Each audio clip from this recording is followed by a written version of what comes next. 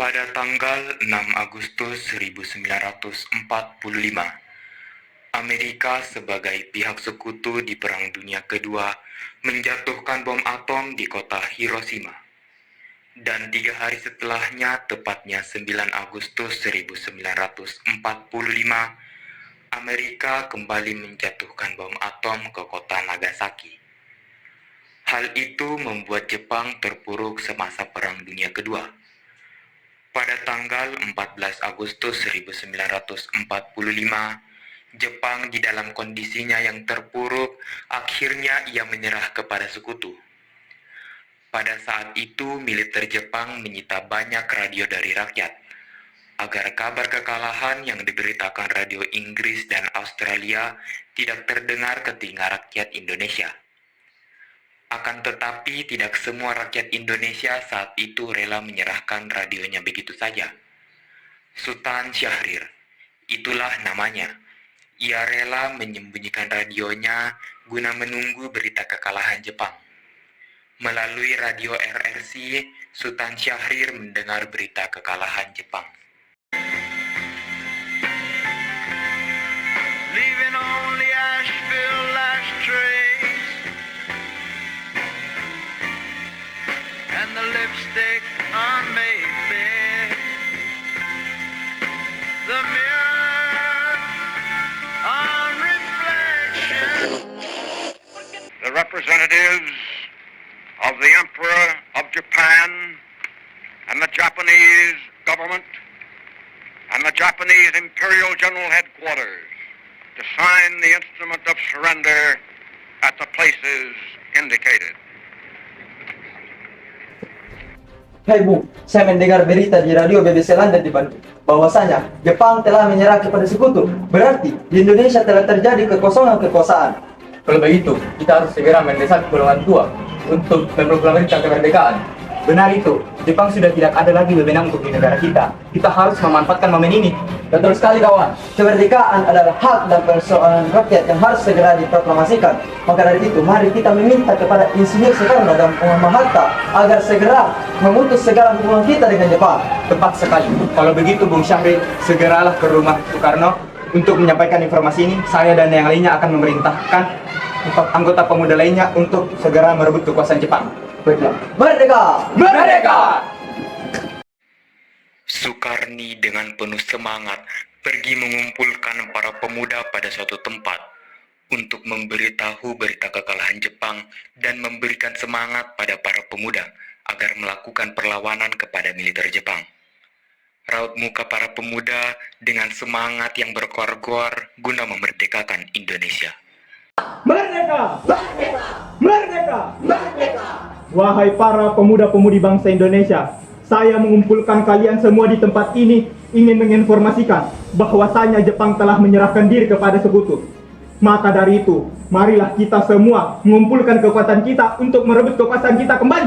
Merdeka! Merdeka! Merdeka! Merdeka! Merdeka! Merdeka! Tanggal 14 Agustus 1945, Syahrir tiba di kediaman Soekarno di Jalan Pegangsaan Timur, nomor 56, Jakarta, sekitar pukul 9 malam waktu Indonesia Barat. Keduanya menyampaikan hasil-hasil keputusan rapat.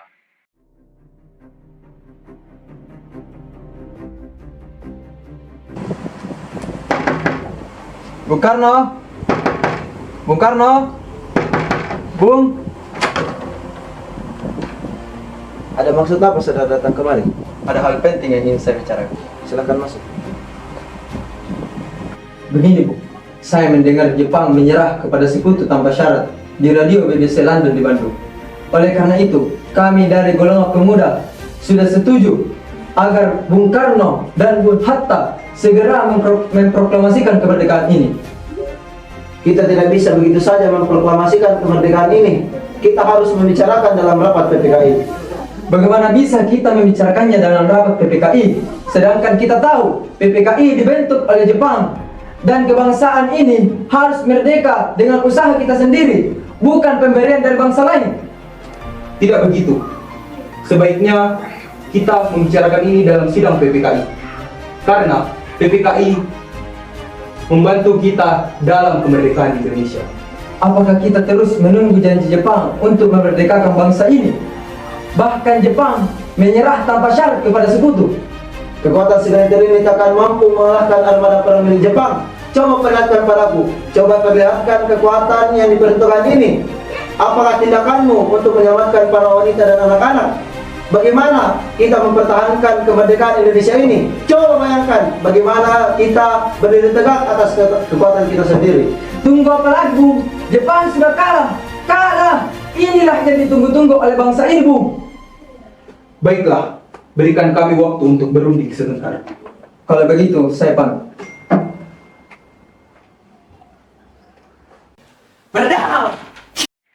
Dengan demikian, usaha para pemuda dengan juru bicara Sultan Syahrir untuk membujuk Insinyur Soekarno agar segera memproklamasikan kemerdekaan mengalami kegagalan. Tanggal 15 Agustus 1945, kira-kira pukul 10 malam waktu Indonesia Barat, di Jalan Pegangsaan Timur, nomor 56, Jakarta, tempat kediaman Bung Karno. Berlangsung perdebatan serius antara sekelompok pemuda dengan Bung Karno mengenai proklamasi kemerdekaan. Sekarang, Bung, sekarang malam ini juga kita kobarkan revolusi. Ribuan pasukan telah menyerbu kota. Kita usir Jepang sekarang. Kita harus segera melakukan kekuasaan. Kami siap mempertaruhkan jiwa kami. Jika Bung Karno tidak mengeluarkan pengumuman tak lama ini juga. Apa? Ini mata layar saya. Saya dari pojok itu dan penggal layar saya malam ini juga. Kamu jangan menunggu esok hari. Tidak, Bung, ini bukan untuk kamu. Jepang adalah masa silam kita. Kita harus mempertahankan negeri ini dari Belanda yang mencoba menguasai kita kembali. Jika Anda tidak mempercayai apa yang saya katakan, mengapa tidak Anda saja memproklamasikan kemerdekaan kita? Mengapa harus Bung Karno yang melakukan hal itu? Apakah kita harus menunggu kemerdekaan itu hingga diberikan kepada kita sebagai suatu hadiah? Bahkan Jepang pun takluk dalam peran sucinya. Mengapa bukan rakyat itu saja yang memproklamasikan kemerdekaannya? Mengapa bukan kita yang memproklamasikan kemerdekaan kita sendiri sebagai suatu bangsa? Kekuatan yang segelintir ini tidak akan cukup untuk melawan kekuatan bersenjata dan kesiapan tentara Jepang. Coba, apa yang bisa kamu tunjukkan kepada saya? Tunjukkan bukti bagian keamanan yang menjaga perempuan dan anak-anak. Bagaimana cara mempertahankan kemerdekaan kita? Jikalau kita tidak dapat meminta bantuan dari Jepang atau meminta bantuan dari sekutu, bagaimana cara kita mempertahankan kemerdekaan kita dengan kekuatan kita sendiri? Para pemuda tetap menuntut agar Soekarno-Hatta segera memproklamasikan kemerdekaan. Namun, kedua tokoh itu pun tetap pada pendiriannya semula. Setelah berulang kali didesak oleh para pemuda, Bung Karno menjawab bahwa ia tidak bisa memutuskannya sendiri. Ia harus berunding dengan para tokoh lainnya. Utusan pemuda mempersilahkan Bung Karno untuk berunding. Setelah Insinyur Soekarno dan tokoh dari golongan tua masuk ke dalam rumahnya, ia pun memulai perundingan.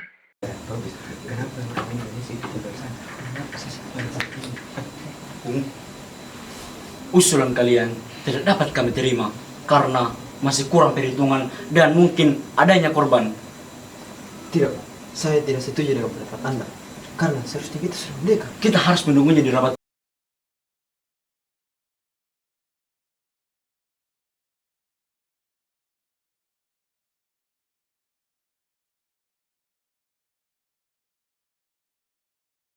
Mendengar penjelasan Hatta, para pemuda nampak tidak puas. Ia pun pergi meninggalkan kediaman dengan wajah yang kesal. Sementara itu, menjelang 16 Agustus 1945, tepat pukul 12 malam waktu Indonesia Barat di Asrama Baperpi, Cikini 71, Jakarta. Para pemuda berkumpul yang dihadiri oleh Sukarni, Yusuf Kunto, Dr. Muwardi, Sudanco Singgi, dan Hairul Saleh. Begini, menurut laporan Vulkan, setelah bertemu dengan Soekarno dan Bung Hatta, nampaknya golongan tua tak akan menyetujui kita, walaupun telah didesak seperti tadi. Kita harus mempunyai jalan keluar dari semua ini. Benar itu. Apakah ada saran? Bagaimana jika kita mengasingkan Bung Karno dan Bung Hatta keluar dari Jakarta? dengan tujuan untuk menjauhkan mereka dari pengaruh Jepang. Bagaimana? Di mana kita akan mengasingkan mereka, Bung? Bagaimana jika Rengas Dengklok, suatu kota di Kawedanan, di peta di bawah Karawang, karena tempat ini merupakan markas dari Saudara Subono yang terletak di bawah komando peta Purwakarta yang berhubungan erat dengan Deda peta di Jakarta. Setuju. Tepat pukul 4 subuh waktu Indonesia Barat, Insinyur Soekarno dan Muhammad Hatta dibawa oleh sekelompok pemuda menuju Rengas Dengklok. Rombongan ini berangkat dari kediaman Soekarno yang dikawal oleh pasukan peta di bawah pimpinan Sudanco Singgi.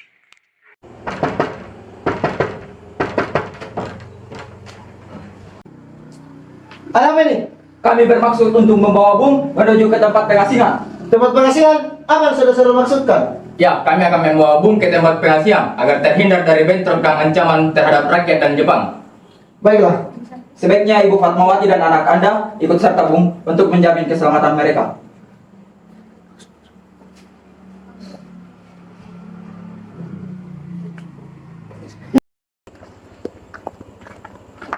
Hatta, kerjaan siapa ini? Sultan Syahrir.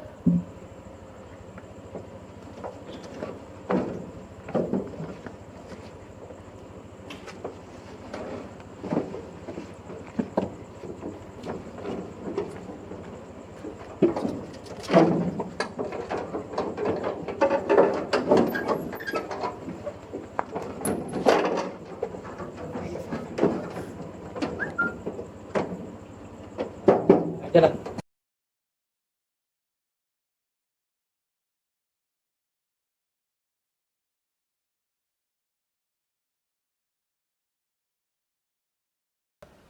Bung Carit.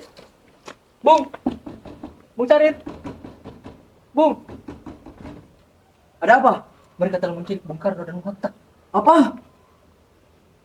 Soekarno, Hatta, dan Fatmawati tiba di Rengas Dengklok. Ia ditempatkan di sebuah rumah petani Tionghoa bernama Jiao Kaisiong.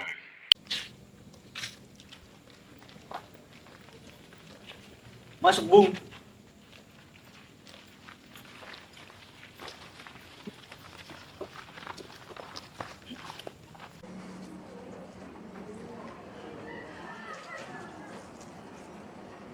Permisi, Ya. Bung Karno ada di mana ya?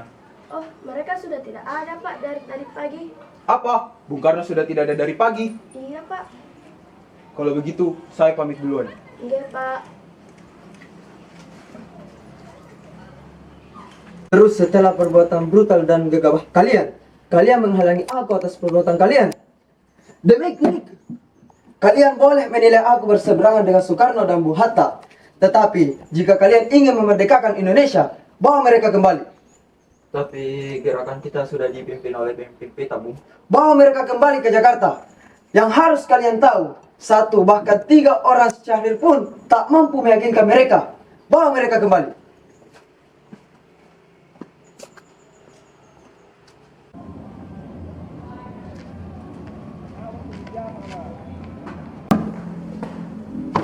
Mana Bung Karno dan Bung Hatta?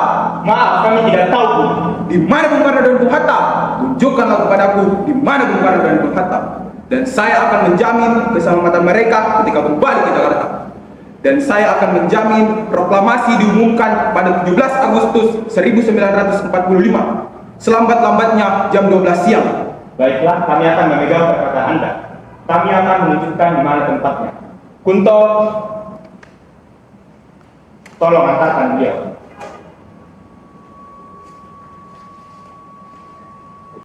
Siang pun tiba. Matahari menyinari bumi yang berapi-api untuk merdeka. Perdebatan panas pun tak terhindarkan. Soekarno-Hatta dengan bersikap kukuh dengan pendiriannya, bercampur raut muka kesal atas penculikannya, menentang keinginan pemuda saat itu yang melihat pintu kemerdekaannya sudah hampir terbuka. Revolusi sekarang berada di tangan kami. Dan kami memerintahkan Bung, kalau Bung tidak memulai revolusi pada malam ini, lalu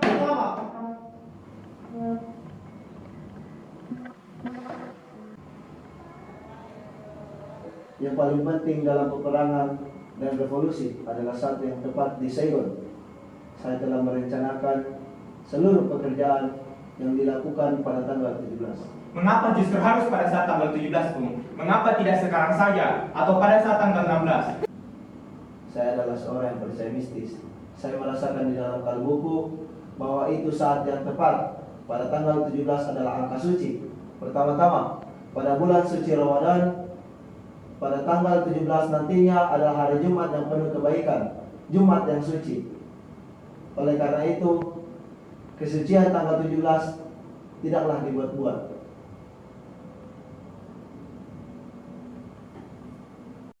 Pada akhirnya, rombongan penjemput tiba di Rengas Dengklok sekitar pukul 5 sore waktu Indonesia Barat.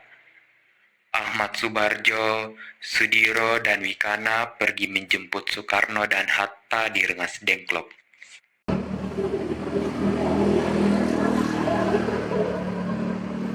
Mari Bung Karno Bung Hatta. Mau apa, Bung? Mari Bung Karno Bung Hatta. Mau kamu? Mau saya? Ayo. Bagaimana kondisi Jakarta? Tidak apa-apa, Bung. Tidak ada revolusi di Jakarta. Berarti kita dalam membawa kita dalam siari. Yang terpenting sekarang, radio telah mengumumkan bahwasanya Kaisar Hirohito telah memberikan kekuasaannya kepada sekutu. Nippon telah habis, Bung. Saya betul. Kita akan segera ke Jakarta. Sekarang juga kita akan proklamirkan. Diam kamu.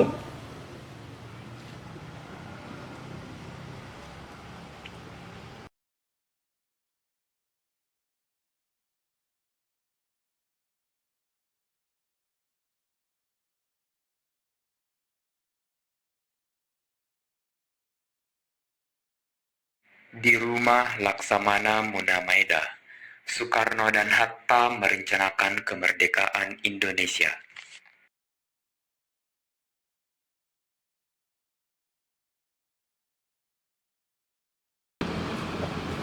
Apakah saya akan tunjuk kepada semua bangsa Indonesia tidak perlu mengatakan. Silakan.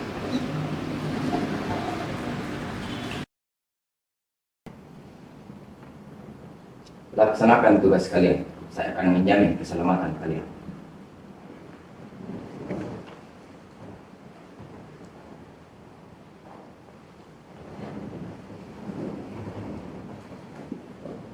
Kita mulai sekarang saja. Bagaimana naskah teks proklamasi yang akan kita bahas?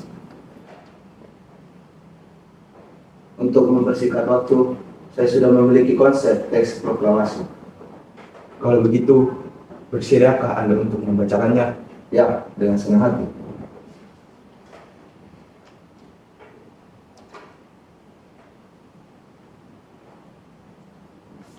Bagaimana jika awalan teks proklamasi diambil dalam rumusan BPUPKI?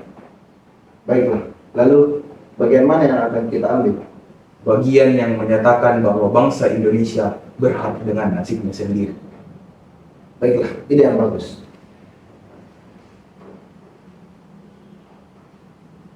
Ada usulan lain? Bagaimana jika kalimat kedua kita ganti dengan pengalihan kekuasaan? Ya, itu lebih baik, dan saya juga setuju. Lalu, siapa yang bertanda tangan di atas teks proklamasi ini? Karena ini semua berkat jasa-jasa Indonesia, berarti atas nama bangsa Indonesia. Ide yang bagus, Bu. Bagaimana menurut kalian? Ya, saya setuju. Lalu, siapa yang akan menandatangani teks proklamasi ini? Bagaimana jika dibuat seperti Declaration of Independence Amerika? Bagaimana maksudnya? Yang bertanda tangan di atas teks proklamasi adalah seluruh peserta rapat yang hadir pada malam hari ini. saya tidak setuju jika teks tersebut ditandatangani oleh PPKI. Kenapa Anda tidak setuju? Menurut saya, PPKI dibuat oleh Jepang dan diangkat oleh Jepang. Padahal kemerdekaan ini kita dapatkan atas bangsa kita sendiri. Saya sependapat dengan Anda. Lalu, siapa yang akan menandatangani teks proklamasi tersebut? Bagaimana jika teks proklamasi ini ditandatangani oleh Insinyur Soekarno dan juga Dr. Andes Muhammad Hatta sebagai wakil bangsa Indonesia? Ya, saya setuju dengan pendapat Soekarno. Baiklah, saya bersedia. Lalu, bagaimana dengan Bung Hatta? Dengan senang hati. Jika Bung Hatta setuju, baiklah kalau begitu.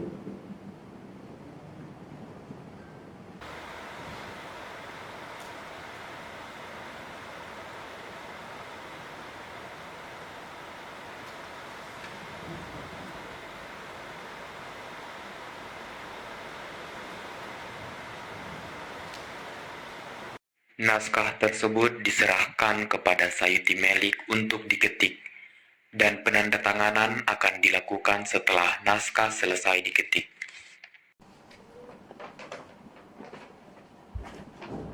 Bung, tolong ketikkan naskah ini. Dengan senang hati, Bung.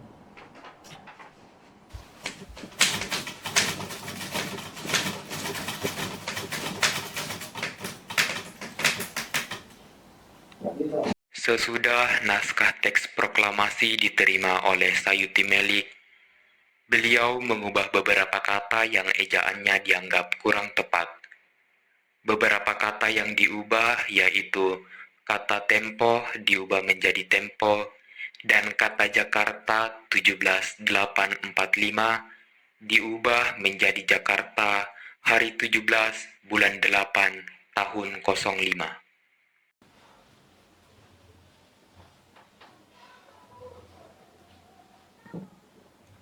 Alhamdulillah, semuanya berjalan dengan lancar. Terima kasih, Bu, telah menemani saya pada saat-saat yang menguras pikiran. Enggak, Pak. Terima kasih kepada Gusti Allah telah memberikan jalan kepada bangsa kita untuk memproklamasikan kemerdekaan. Oh iya, Pak. Apakah kalian sudah merencanakan bagaimana proklamasi besok akan berlangsung? Tentu saja, kita akan mengadakan upacara bendera. Nanti akan diiringi lagu Indonesia Raya karya Bung Supratman. Bukankah kita tidak punya bendera? Lantas bagaimana, Pak? Ya ampun, Bapak lupa, Bu. Bagaimana kalau Ibu saja yang menjahitkan benderanya? Tapi Ibu tidak punya kain, Pak. Yang Ibu punya hanya kain merah dan putih. Apa tidak apa-apa?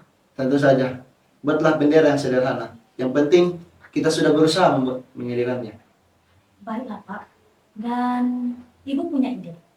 Bagaimana kalau kita namakan saja Sang Saka Merah Putih? Bagaimana? Betul, Bu. Itu ide yang bagus. Ya, bendera pusaka, Sang Saka, dan warna merah putih menjadi bendera Sang Saka Merah Putih. Brilian. Ya sudah, Pak. Sudah bersiap sana. Menyusun pidato untuk yang Bapak akan bacakan. Baiklah. Ya.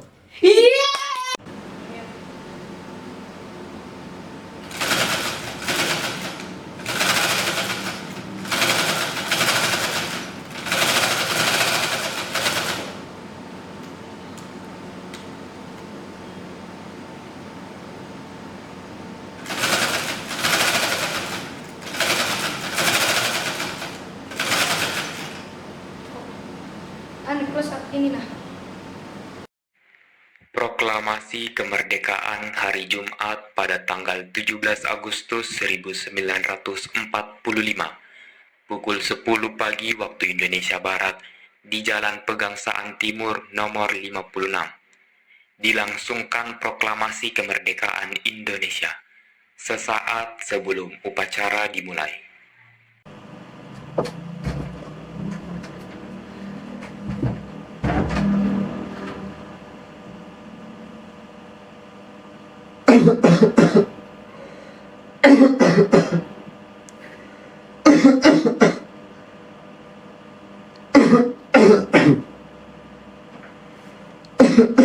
Kapolku, Pak, tidak usah dipaksakan.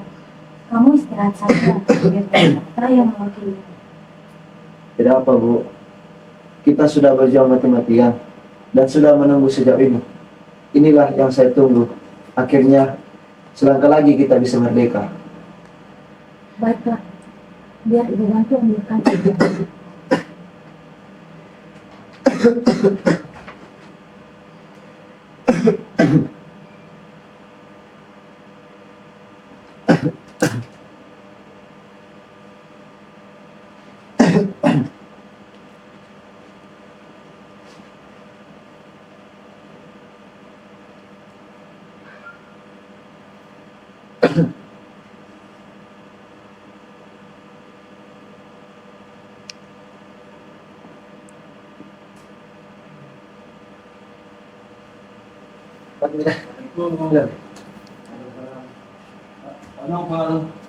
Proklamasi.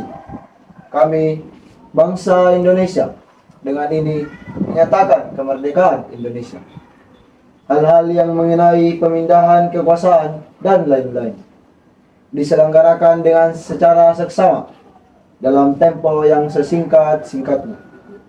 Jakarta, 17 Agustus 1945, atas nama bangsa Indonesia, Soekarno-Hatta. Merdeka! Merdeka! Merdeka! Merdeka! Merdeka! Merdeka! Merdeka! Merdeka! Merdeka! Merdeka! Merdeka! Merdeka!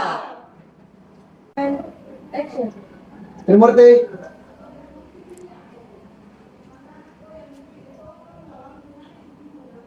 Tolong kibarkan bendera ini sebagai awal kejayaan bangsa ini. Siap, Bung. Saya akan memerintahkan anak didik saya untuk mengibarkan bendera ini. Hei kalian, jaga baik-baik bendera ini. Kalian mendapat kehormatan untuk mengibarkan bendera ini untuk pertama kalinya dalam sejarah Indonesia. Siap, Komandan. Kami tak akan mengecewakan Anda.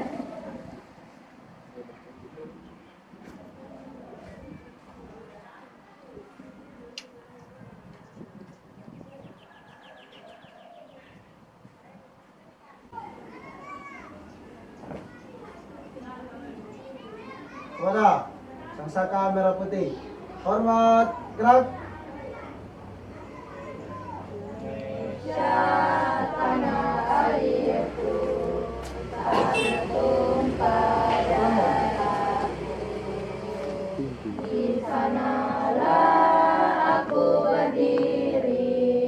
Jadi pandu ibuku, Indonesia kebangsaanku, bangsa dan tanah airku.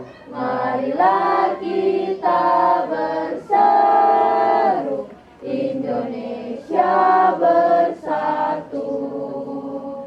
Hiduplah tanahku, hiduplah negeriku, bangsaku, rakyatku semuanya.